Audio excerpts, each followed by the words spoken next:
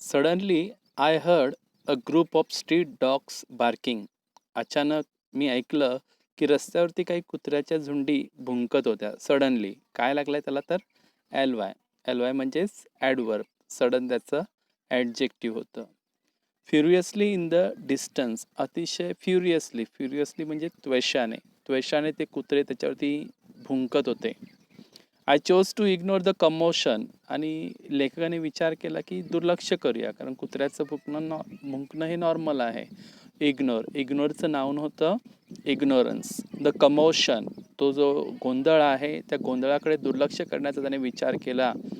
Thinking that the pack of dog might have corner, की pack of dog, कुत्र्याच्या ज्या झुंडी आहेत, might have corner, त्यांनी कदाचित घेरलेलं असावं अ हॅपलेस पीक, एका कमनशिबी अशा डुकराला. हॅपलेस, त्याला बघा समानार्थी शब्द दिला आहे अनफॉर्च्युनेट, ज्याला आपण दुर्दैवी म्हणतो.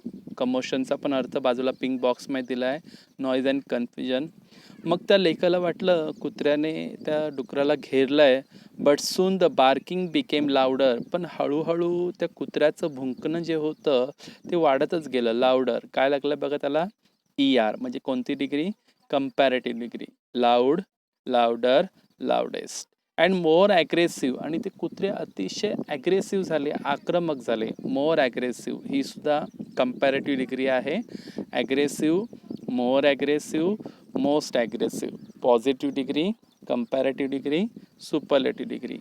And the alarm cawing a flock of crows, आणि आपल्याला माहिती आहे अशी काही घटना घडली की ही कावळे सुद्धा कावकाव करतात, आणि हे अलार्म म्हणजे जणू काही धोक्याची सूचनाच देत होते.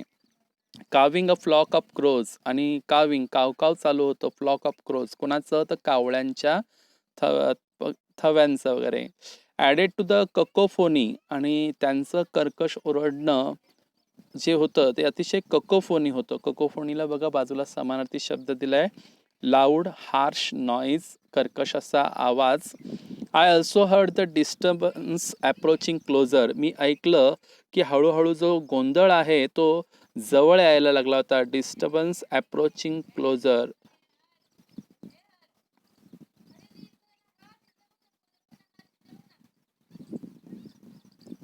Curiosity got the better of me, मग एक कुतूहलता निर्माण झाली मनामध्ये. Curiosity got the better of me, बाजूला बघा समानार्थी शब्द दिला आहे, got the better of. Overpower किंवा ताबा मिळवणे, किंवा डिफिटेड ज्याला आपण बोलतो मात करणे. लिव्हिंग द बुक असाइड, काहीतरी वाईट घडलंय असं एक अंदाजा आला, त्याने लेखकाने पुस्तक बाजूला ठेवलं. And I rush to the veranda. रश म्हणजे धाव घेणे, आणि मी त्या वरांड्याकडे धाव घेतली. To see what was going on, बघायला की नेमकं चाललंय तरी काय.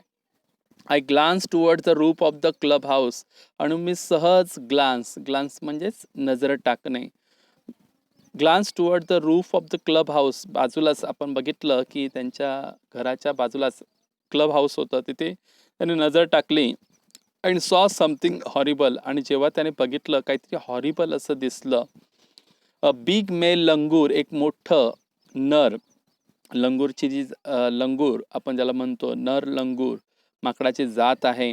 ॲपरेंटली the leader of its group, आणि आपल्याला माहिती आहे जो नर असतो डॉमिनंट असतो, प्रभावशाली असतो, आणि तो थोडासा अपेरेंटली द लीडर वाटत होता त्या माकडांच्या ग्रुपचा. वॉज होल्डिंग अ बेबी लंगूर, त्याने काय केलं होतं, या मोठ्या नराने बाळाला पकडलं होतं लंगूरच्या.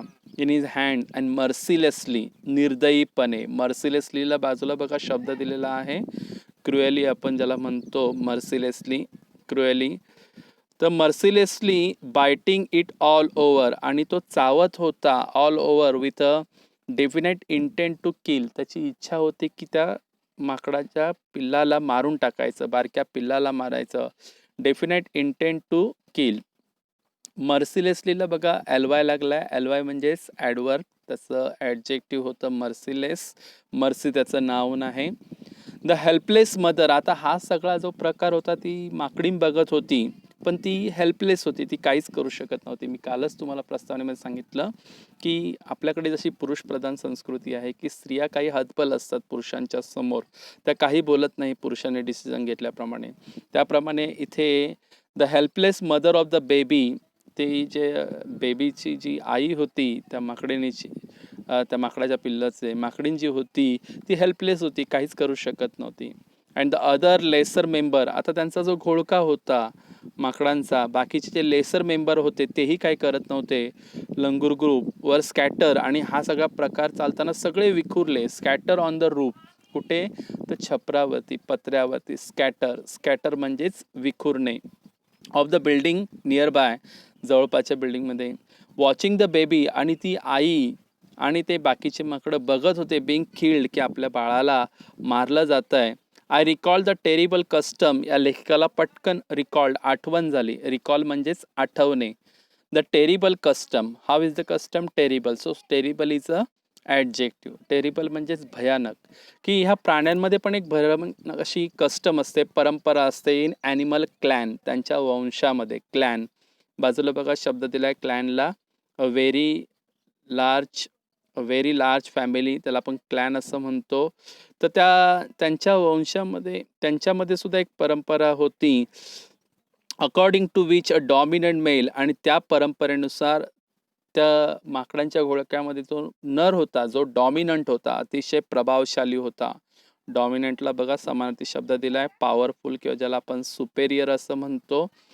अ dominant male usually does not allow, जो नर असतो प्रमुख, तो अलाव करत नाही दुसऱ्या नराला. कोणत्याच, बघा घरामध्ये पण बघा, की लग्न झालेल्या जिथे सून आलेली असते, तिथे सासूला वाटतं की सून प्रभावशाली होऊ नये, म्हणून ती तिला वरचढ होऊ देत नाही. तसं ह्यांच्यात सुद्धा असं आहे प्राण्यांमध्ये, की जे नर असतात त्यांना वाटत नाही जे छोटे पिल्लं आहे ते मोठे होऊन आपल्यावरती वर्चस्व गाजवा. Another male baby or adult to survive within its group, त्यामुळे ते जगू देत नाही, टिकू देत नाही. Survive within its group, survive म्हणजे जगणे किंवा टिकणे.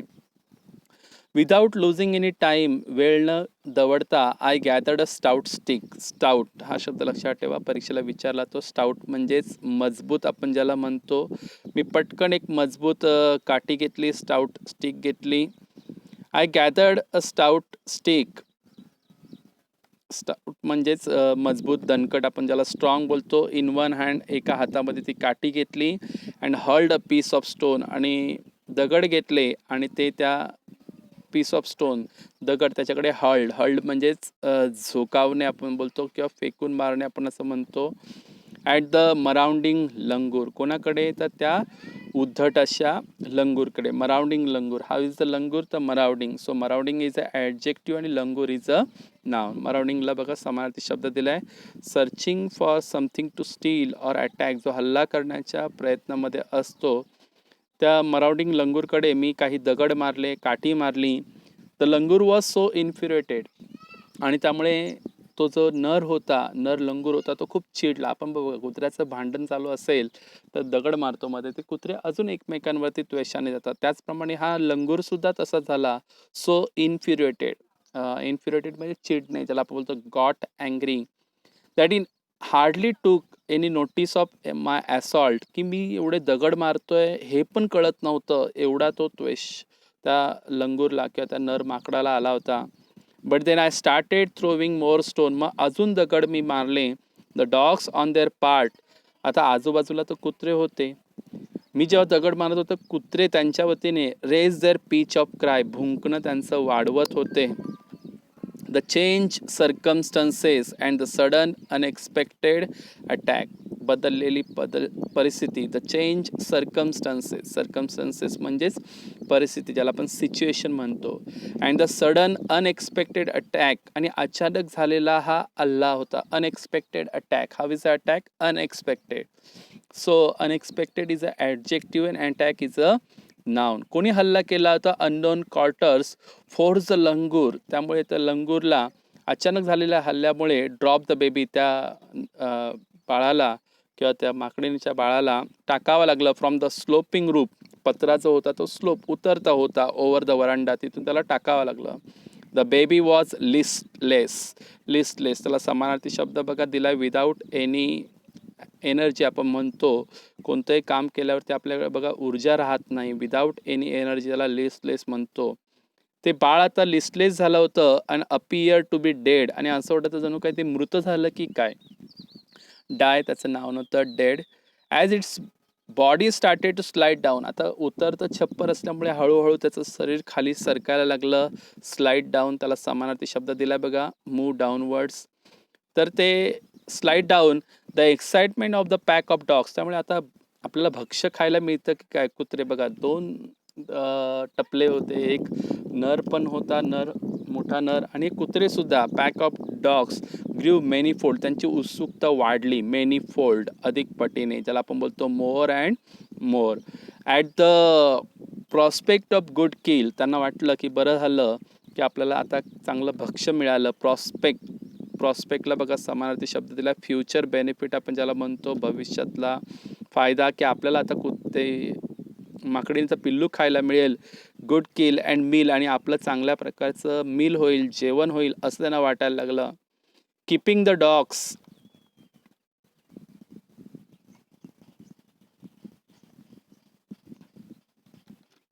At bay with the stick. मग काठीने त्या कुत्र्यांना मी बाजूला केलं. आय मॅनेजचं नाऊन होतं management. I manage to catch hold of a baby langur. मी त्या बाळाला पकडलं, माकडिणीच्या त्याच्या टेलला पकडलं.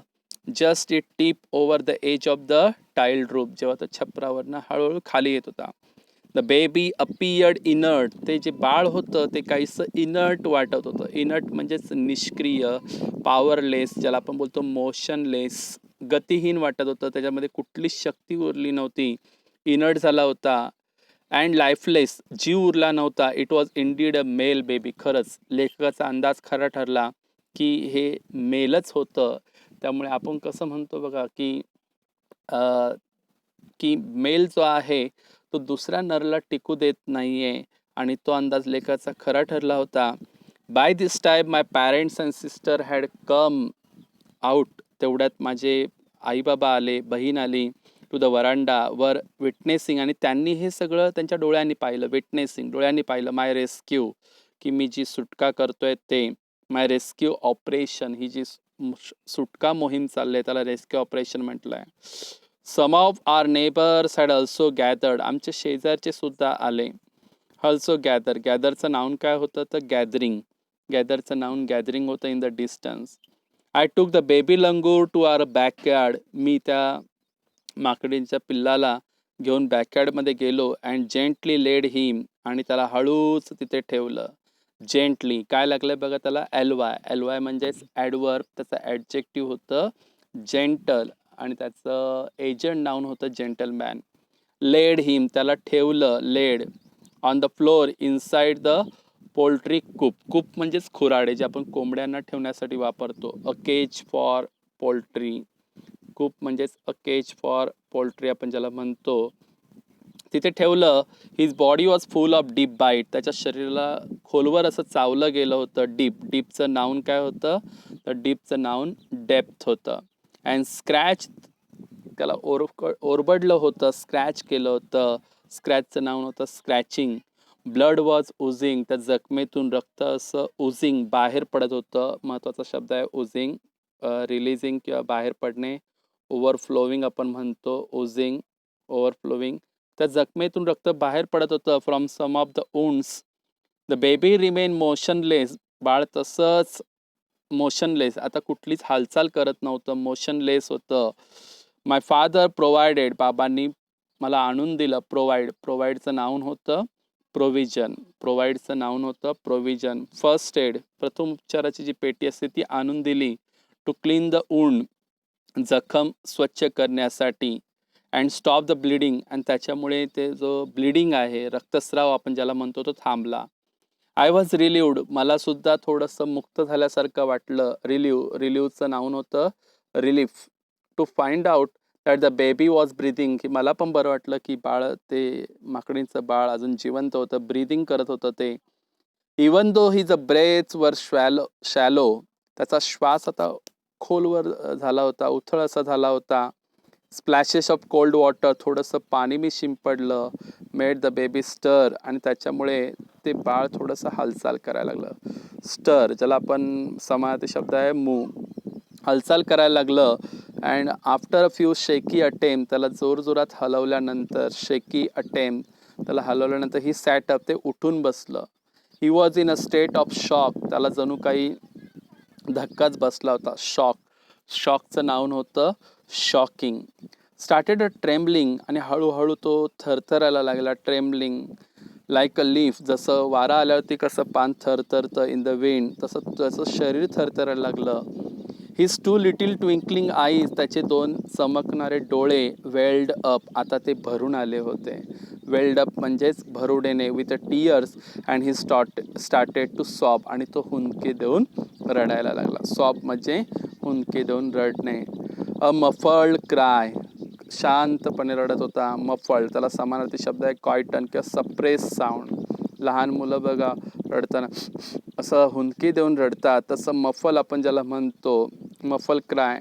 Just like a human child, जसं माणसाचं बाळ रडतं तसंच हे माकडीचं बाळ सुद्धा रडत होतं.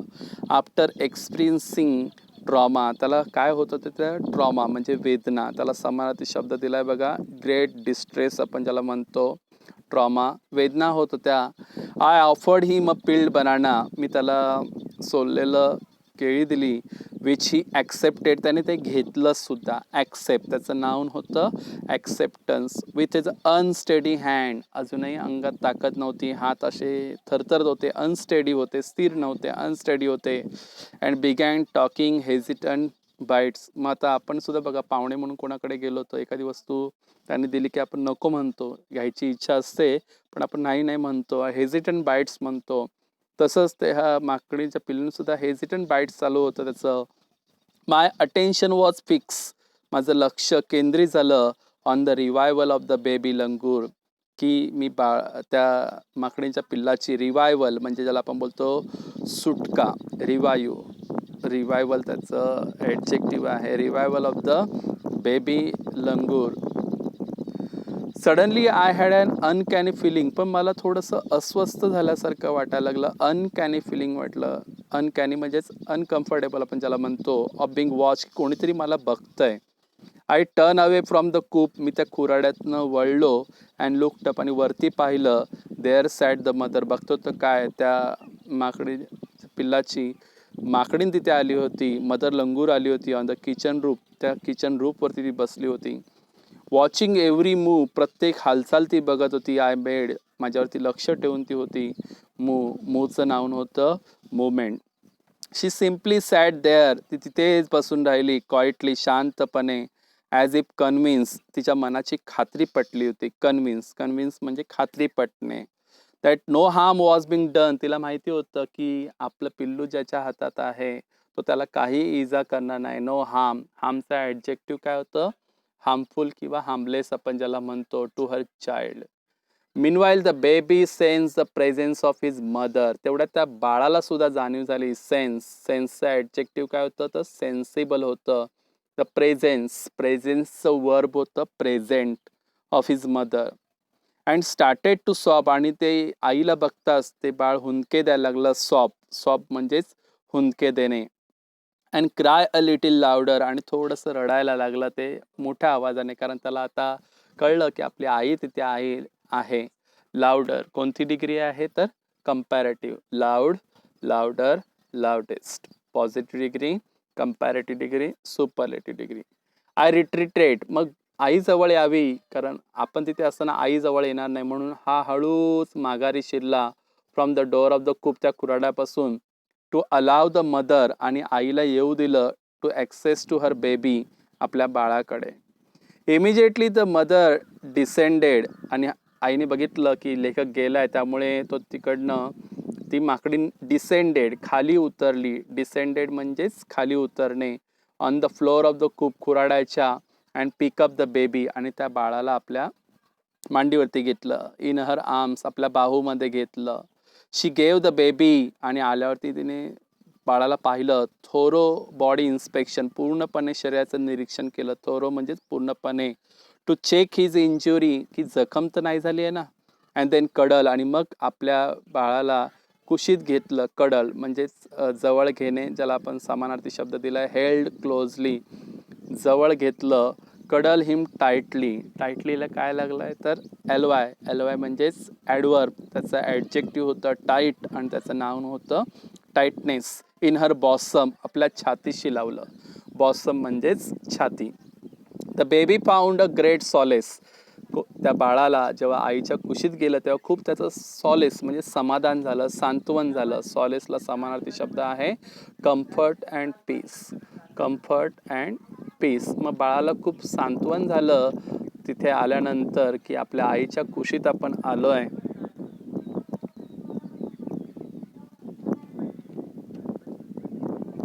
केअरिंग आर्म्स, आणि आई आपली काळजी घेते. Caring arms. मदर सॅट, आई बसली होती स्टील, स्तब्ध, with a baby in her lap, आणि बाळाला आपल्या लॅपवर घेतलं होतं, मांडीवर घेतलं होतं for a few minute. It was almost as if she was pondering over, आणि ती काय करत होती, विचार करत होती. तर पुढे काय, शी वॉज पॉन्डरिंग. पॉन्डरिंगला बघा समानार्थी शब्द दिलाय थिंक ओव्हर डीपली, एखाद्या गोष्टीचा सखोल विचार करणे. मग ती विचार करायला लागली, pondering over her option and trying to figure out, की ह्याच्यातनं कसा मार्ग काढायचा. हाऊ शी कुड कीप द बेबी सेफ, आपल्या बाळाला कसं सुरक्षित ठेवायचं. सेफ त्याचं नाऊन होतं सेफ्टी. सेफ्टी होतं आणि त्याचं ॲडवर्ब होतं सेफली. फॉर्म फर्दर ॲसॉल्ट, पुढच्या ॲसॉल्टपासून. ॲसॉल्ट म्हणजे हल्ला, ज्याला समानार्थी शब्द आहे attack. For a few second, काही क्षणभर, काही second, the mother langur looked straight, सरळ आई बघायला लागली, इन टू माय आईज, माझ्या डोळ्यामध्ये. Even today I can not forget that look in her eyes. ती जेव्हा लेखकाकडे बघत होती, ती माकडीन, तिची नजर आजही लेखक विसरू शकत नव्हता, कारण ते उपकाराची परतफेड कशी करावी अशी ती नजर होती. शॉवरिंग सायलेंट ग्रॅटिट्यूड, शांतपणे ती माझं ग्रॅटिट्यूड म्हणजेच उपकार किंवा आभार मानत होती फॉर सेव्हिंग हर चाइल्ड. कशाबद्दल, तर मी तिच्या बाळाला वाचवलं होतं म्हणून. आय वॉज ओव्हरवेल्म, आईचं बाळावरचं ते प्रेम बघून माझं पण मन भरून आलं. ओव्हरवेल्म म्हणजेच मन भरून येणे. By the emotion, the sentiment, तिच्या भावना मी त्या बघितल्या. And the way she said thanks to me, आणि ज्या प्रकारे ती माझ्याकडे बघत होती माकडीन, ती आभार मानत होती, ह्या सगळ्या गोष्टीने मी भारावून गेलो. देअर सॅट युनिव्हर्सल मदर, आई ही आई असते, मग ती बाळाची असू दे किंवा माकडीच्या पिल्लाची असू दे, आई ही युनिव्हर्सल असते, वैश्विक असते. Existing everywhere or involving everywhere. प्रत्येक बघा, मांजर आपल्या पिल्लांना दाताने घट्ट पकडते आणि घेऊन जाते, पण कधीच त्या मांजरीचे दात त्या पिल्लांना लागत नाही. कुत्री सुद्धा तशीच करते. म्हणजे आई ही आई असते, universal mother holding a stricken child. तिने त्या बाळाला पकडलं होतं, जे बाळ स्ट्रायकन म्हणजेच जखमी झालं होतं. स्ट्रायकनला बघा समानार्थी शब्द दिलाय टू बी हिट हार्ड किंवा सफर, त्याला लागलं होतं. चाइल्ड इन हर लॅप, आणि त्या बाळाला ती आपल्या मांडीवर घेऊन बसली होती. देन इन अ फ्लॅश, क्षणामध्ये, शी जम्प्ड विथ हर बेबी, त्या बाळाला घेतलं. बाळ क्लिंगिंग टू हर बेली, जसं कांगारूचं पिल्लू त्याच्या पोटाला चिकटलेलं असतं किंवा पोटाच्या पिशवीत असतं, तसं हे बाळ आता क्लिंगिंग, बिलगलं. क्लिंग म्हणजे बिलगणे, मिठी मारणे. टू हर बेली, बेली म्हणजेच पोट, ज्याला आपण ढेरी पण म्हणतो. बेली डान्स शब्द ऐकला असेल, पोटाचा dance. And reach our kitchen room, she surveyed the area, तिने सगळ्या आजूबाजूच्या परिसराची पुन्हा एकदा पाहणी केली. तर नर तिथे नाही आहे ना.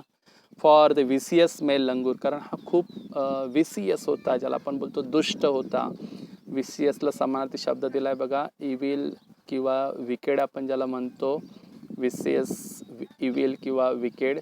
मग ती बघत होती की तो विसियस लंगूर तिथे नाही आहे ना, vicious male langur. And the leap, and then leap, आणि मग तिने ती उडी घेतली away in the direction opposite to the place of the violent encounter. जिथे ही चकमक घडली होती त्याच्या ऑपोजिट डिरेक्शनने ती तिकडनं निघून गेली. Took place of violent encounter. Violent म्हणजे हिंसक आणि एन्काउंटर म्हणजेच चकमक. द ब्रीफ मीटिंग, क्षणभरची ही मीटिंग होती, क्षणभरची ही भेट होती. ब्रीफ त्याचा ॲडवर्ब होतं briefly. With the mother and the baby langur convince me, पण त्याच्यातनं एक गोष्टीची मात्र मला खात्री पटली. दॅट इंटर स्पेसिस कम्युनिकेशन, की आंतरजातीय हे जे काही कम्युनिकेशन असतं, संवाद असतं. अँड म्युच्युअल ट्रस्ट, आणि एकमेकांवरती जो भरोसा असतो, ट्रस्ट असतं, इज इंडीड रियालिटी, ते खरंच एक वास्तव असतं. And we should anyone strike the right chord, आणि त्या प्रकारची एक भावना मनामध्ये असते. The relationship hums into action, हे जे नातं असतं त्याचं हम्स इन टू ॲक्शन म्हणजे ते कार्यरत होतं. हम्स इन टू ॲक्शन म्हणजे कार्यरत होणे. Becomes active. Relationship hums into action. The mother langur showed me, त्या माकडीनीने मला दाखवून दिलं. The mother langur showed me the food was not the only means of communication. अन्न हे संवादाचं फक्त साधन नाही आहे कोणामध्ये, तर बिटवीन मॅन आणि animal. But there were other means, पण इतरही साधनं आहे. एस्टॅब्लिशिंग, जे स्थापन करतं, निर्माण करतं. एस्टॅब्लिशचं नाऊन होतं एस्टॅब्लिशमेंट. काय निर्माण करतं? तर एक बॉन्ड, एक नातं निर्माण करतं. Through trust, कशाच्याद्वारे? विश्वासाच्या द्वारे नातं दृढ केलं जात असतं. कंपॅशन, करुणेच्या द्वारे, दयेच्या द्वारे आपण ज्याला म्हणतो, त्याच्या साह्याने हे नातं दृढ होत असतं. कंपॅशन, ज्याला करुणा किंवा दया म्हणतात. सिम्पथी अँड काइंडनेस, त्याला समानार्थी शब्द आहे. कंपॅशन अँड म्युच्युअल अंडरस्टँडिंग, आणि एकमेकांवरती भरोसा पाहिजे, म्युच्युअल अंडरस्टँडिंग पाहिजे. 55 years have passed since that day. आज जवळजवळ 55 वर्ष होऊन गेलेत. आय एम नाव 70 years old. आता या लेखकाचं वय 70 वर्ष आहे. 55 वर्ष होऊन गेले, 70 वर्षाचा वय आहेत. म्हणजे जवळजवळ ही घटना जेव्हा घडली तेव्हा लेखकाचं वय किती असणार आहे? तर नक्कीच 15 वर्षाचा तो लेखक असणार, तेव्हाच ही घटना घडलेली आहे. त्यामुळे कधी कधी हा प्रश्न विचारला जातो, what was the age of that writer when the incident happen. तो तुम्हाला उत्तर लिहावं लागणार आहे की the writer was 15 years old. But I still fondly remember, पण अजूनही मला तो फॉन्डली म्हणजे आवडीने आठवतोय तो क्षण, ते encounter of a special kind, जे विशिष्ट प्रकारचं होतं. तपन मुखर्जी यांचा हा धडा आहे. धन्यवाद.